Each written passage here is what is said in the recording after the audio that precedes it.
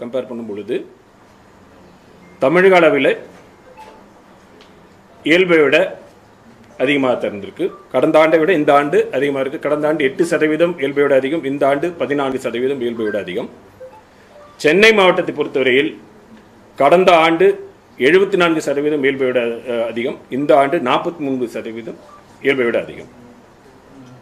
வடகிழக்கு பருவமழை பொறுத்தவரையில் கேரளா, தமிழகம், தெற்கு கர்நாடகா, ராயலசீமா மற்றும் ஆந்திர பிரதேசம் இது மொத்தமாக உள்ளடங்கிய பகுதிகளை பொறுத்த வரைக்கும் இயல்பை விட மழை அதிகமாக பதிவாவதற்கு வாய்ப்புள்ளதாக தெரிவிக்கப்பட்டிருக்கிறது. தமிழக பகுதியில் பார்க்கின்ற பொழுது வட தமிழகத்தில் இயல்பிலிருந்து இயல்பை விட அதிகமாக பதிவாவதற்கு வாய்ப்புள்ளது. தென் தமிழக பகுதிகளில் இயல்பை விட குறைவாக மழை பதிவாக வாய்ப்புள்ளது. பொதுவாக பருவமழையை பொறுத்த வரைக்கும் குளோபல் ஸ்கேலில் இருக்கக்கூடிய உலக அளவில் பிற பகுதிகளில் நடக்கக்கூடிய நிகழ்வுகள், இப்போ எல்னினோ லானினாங்கிற மாதிரி நிகழ்வுகள், மற்றும் ரீஜனல் லெவலில் ஐஓடி என்று சொல்லக்கூடிய நம்ம மண்டல பகுதியில் நடக்கக்கூடிய நிகழ்வுகள், மற்றும் லோக்கல் ஸ்கேலில் இருக்கக்கூடிய நிகழ்வுகள், இதெல்லாம் சேர்ந்து தான் இது பண்ணுவாங்க. அந்த வகையில் பார்க்கின்ற பொழுது வடகிழக்கு பருவமழை பொறுத்தவரையில் லானினா என்பது ஒரு முக்கிய, எல்னினோ லானினா என்பது முக்கிய இதுவாக கருதப்படுகிறது, காரணியாக கருதப்படுகிறது. நம்ம இந்த படத்தை பார்க்கும் பொழுது செப்டம்பர் மாதத்தில் இப்பொழுது முழுமையாக நிலநடுக்கோட்டை ஒட்டியுள்ள பசிபிக் கடல் பகுதியில் வெப்பமானது இயல்பை விட குறைவாக இருக்கிறது. லானினா உருவாவதற்கு கிட்டத்தட்ட 80% வாய்ப்பு, இந்த அக்டோபர், நவம்பர், டிசம்பர் மாதத்தில் 80% வாய்ப்பு அதிகம். ஆனாலும் கடந்த 1940 2021 வரைக்கும் எடுத்துக்கிட்டிங்கன்னா 82 ஆண்டுகளில் கிட்டத்தட்ட 42 ஆண்டுகள் லானினா வருடம். அந்த 42 வருடங்களில் 23 வருடங்கள் இயல்பாகவும், 13 வருடங்கள் இயல்பை விட குறைவாகவும், 6 வருடங்கள் இயல்பை விட அதிகமாக இருந்திருக்கு. கிட்டத்தட்ட 69% இயல்பு மற்றும் இயல்பை விட அதிகமாக இருந்திருக்கிறது, வாய்ப்பு இருந்திருக்கிறது. 31% இயல்பை விட குறைவாக இருந்திருக்கிறது. லானினா மட்டும் ஒரு காரணமாக சொல்ல முடியாது. ஏன்னா 2010 2021 இது 2 லானினா வருடங்கள் தான். அந்த 2010 2021 2010 43% இயல்பை விட அதிகம், 2021 63% இயல்பை விட அதிகம். ஆனால் 2016 லானினா வருடமாக இருந்த பொழுது 62% இயல்பை விட குறைவு. ஸோ லானினா என்பது ஒரு காரணியாக இருக்கலாம், ஆனால் அந்தந்த வருடங்கள் மற்ற ஃபேக்டர்ஸை வச்சு தான் நம்ம இதை சொல்ல முடியும். அந்த வகையில் இது நம்ம வடகிழக்கு பருவமழை என்பது தற்போது தென்னிந்திய பகுதிகளுக்கு தான் மொத்தமாக சொல்கிறவங்க பார்க்குறோம். அது இயல்பை விட அதிகமாக பதிவாக வாய்ப்பு இருக்கிறது. தமிழகத்தை பொறுத்த வரைக்கும் வட தமிழக பகுதிகளில் இயல்பை விட அதிகமாகவும், தென் தமிழக பகுதிகளில் இயல்பை விட சற்று குறைவாகவும் பதிவாக வாய்ப்பு இருக்கிறது. சென்னைக்குன்னு லாங்ல ஃபோர்காஸ்ட் இது பண்ண மாட்டோம். வடகிழக்கு பருவமழை சொல்கிறது நம்ம வட தமிழகம் என்று சொல்லப்படுகிறோம். அந்த வகையில் இது பார்க்குறோம். புயல் இந்த காலகட்டத்தில் வெகு காலத்துக்கு முன்பாக நம்ம கணிப்பதில்லை. அது அந்த மாதிரி கணிக்கிறதுக்கான இன்னும் துல்லியத்தன்மையான மாடல்கள் கிடையாது. பொதுவாக நம்ம அந்தந்த காலகட்டத்தில் தான் இப்போ 4 வார காலகட்டம் எக்ஸ்டெண்டட் ரேஞ்ச் ஃபோர்காஸ்ட் இருக்குது. அந்த எக்ஸ்டெண்டட் ரேஞ்ச் ஃபோர்காஸ்ட்டில் டிடெக்ட் பண்ணி அது தொடர்ந்து கண்காணித்து தெரிவிக்கப்படும்.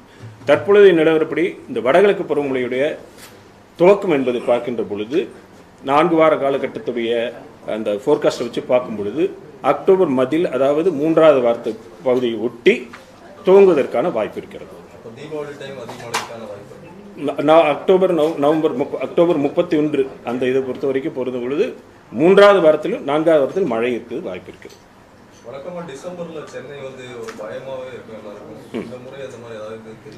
இது 3 மாதத்துக்கான காலத்துக்கிட்டத்துக்கு இப்போ சொல்லியிருக்கோம். அக்டோபர், நவம்பர், டிசம்பர் 3மே சேர்ந்து தான். ஒவ்வொரு மாதம் முடிவில் அடுத்த மாதத்தில் நவம்பர் மாதத்தில் டிசம்பர் மாதத்தை பற்றி ஃபோர்காஸ்ட் அறிவிக்கப்படும். கடந்த முறை மழை பெஞ்சு நிறைய அளவில் வெள்ளம் அந்த மாதிரியான சூழல் வந்தப்ப வானிலையோட துல்லியம் குறித்து ஒரு சின்ன கேள்வி ஏற்பட்டுச்சு. இந்த முறை முதலமைச்சர் ஆலோசனை கூட்டத்தில் பேசும்போது கூட அதை மேம்படுத்துறதுக்கான பணிகளை நாங்கள் மேற்கொண்டிருக்கோம். அதாவது மக்களுக்கு உடனுக்குடன் தகவலை தெரிவிக்கிறதுக்கான பணிகளை மேற்கொண்டிருக்கோம். வானிலை ஆய்வு மையம் அதை உறுதிப்படுத்துது. அதற்கான பணிகளை வானிலை ஆய்வு மையம் இது வானிலை தற்பொழுது நிலவரப்படி மிக துல்லியமாக வெகு காலத்திற்கு முன்பே கணிக்கக்கூடிய லெவலில் இன்னும் இந்த சயின்ஸ் கிடையாது. இப்போ இருக்கக்கூடிய நிலையில் பார்த்தீங்கன்னா 10 முறை நம்ம ஃபோர்காஸ்ட் பண்ணுறோம்னா 7 முறை சரியாக இருக்கல, 3 முறையில் சொன்னது தவறாகவும் நடக்கலாம், சொல்லாததும் நடக்கக்கூடிய சூழ்நிலை இருக்கும். தற்போது நிலவரப்படி நீங்கள் பார்த்தீங்கன்னா என்ன குறுகிய காலத்தில் மிக அதி கனமழை நிகழக்கூடிய நிகழ்வுகள்லாம் நடந்துட்டு இருக்கு. ரெண்டாவது, ஒரே பகுதியில் சென்னை இப்போ எடுத்துக்கிட்டிங்கன்னா, சென்னைங்கிற பகுதியை நீங்கள் எடுத்துக்கிட்டிங்கன்னா ஒரு பகுதிக்கும் இன்னொரு பகுதிக்கும் இடையில் அதிக மழை அளவு இருக்குது. இப்போ இந்த ஜூன் மாதத்திலே நீங்கள் எடுத்துக்கங்க. ஜூன் மாதம் 8ஆம் தேதி நீங்கள் பார்த்தீங்கன்னா, 18ஆம் தேதி ஜூன் பார்த்தீங்கன்னா Nungambakkam 8 centimetre 8 millimetre, Meenambakkam 7 centimetre. அதே மாதிரி இப்போ 23ஆம் தேதி இந்த மாதம் பார்த்தீங்கன்னா ஆவடி 13 சென்டிமீட்டர், இங்கே 7 சென்டிமீட்டர். ஸோ 2 விஷயங்கள் இதில் இருக்குது. நமக்கு வந்து குறுகிய காலத்தில் மிக அதி கனமழை நிகழக்கூடிய நிகழ்வுகள் இருக்கின்றன. மேலும் இந்த சென்னை மாதிரியான நகரங்களை பொறுத்தவரையில் ஒரு பகுதிக்கும் இன்னொரு பகுதிக்கும் அதிக வேறுபாடுகள் இருக்குது. இவற்றெல்லாம் கணக்கில் எடுத்து தான் நம்ம இது பண்ணணும். தொடர்ந்து கண்காணித்துட்டு இருக்கோம். அதற்கான நடவடிக்கைகளும் மேற்கொள்ளணும். இந்த ரேடார், அதாவது ரேடார்கள் வந்து நம்ம நிறுவிட்டு இருக்கிறது, அது இது பண்ணிட்டு இருக்கோம். இந்த சென்னைக்குன்னு நம்ம இது பண்ணுறது இல்லை. சென்னையோட ரேடார்கள் இப்போ இருக்குது நம்மள்ட்ட. வந்து எக்ஸ்பேண்ட் ரேடார் இருக்குது, எக்ஸ்பேண்ட் ரேடார் இருக்குது நம்மள்ட்ட. 2 ரேடார் நம்மள்ட்ட இருக்குது. ஸ்ரீஹரிகோட்டாலே ரேடார் இருக்குது, அந்த இயங்கிட்டு இருக்கு. ஓகே.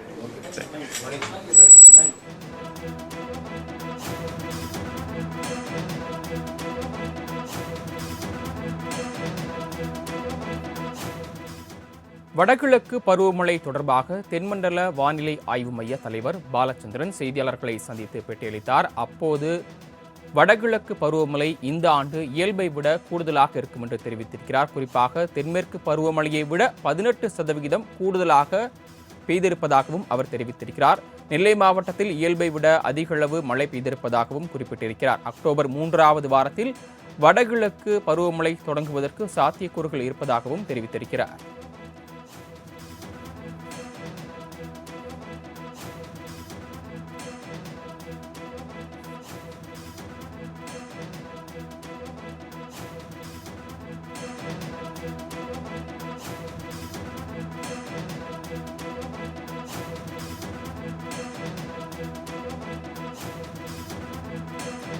சென்னையில் இந்த ஆண்டு இயல்பை விட அதிகமாக மழை இருக்கும் என்றும் தென்மண்டல வானிலை ஆய்வு மைய தலைவர் பாலச்சந்திரன் செய்தியாளர்கள் சந்திப்பில் தெரிவித்திருக்கிறார். மேலும் தென் தமிழகத்தில் இயல்பை விட குறைவாக மழை பெய்ய வாய்ப்பிருப்பதாகவும் குறிப்பிட்டிருக்கிறார். வடகிழக்கு பருவமழை இந்த ஆண்டு அக்டோபர் 3வது வாரத்தில் தொடங்க வாய்ப்பிருப்பதாகவும் கூறியிருக்கிறார். அதே நேரத்தில் வடகிழக்கு பருவமழை இந்த ஆண்டு இயல்பை விட அதிகமாக இருக்கும் என்றும் தென்மேற்கு பருவமழை இயல்பை விட கூடுதலாக 18 விழுக்காடு பெய்திருப்பதாகவும் கூறியிருக்கிறார்.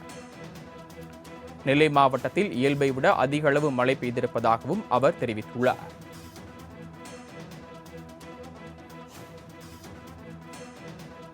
வடகிழக்கு பருவமழை இந்த ஆண்டு அக்டோபர் 3வது வாரத்தையொட்டி தொடங்கும் என்றும் பாலச்சந்திரன் கூறியிருக்கிறார். வடகிழக்கு பருவமழை கடந்த ஆண்டை காட்டிலும் இந்த ஆண்டு இயல்பை விட கூடுதலாக பெய்யும் என்றும் குறிப்பிட்டுள்ளார்.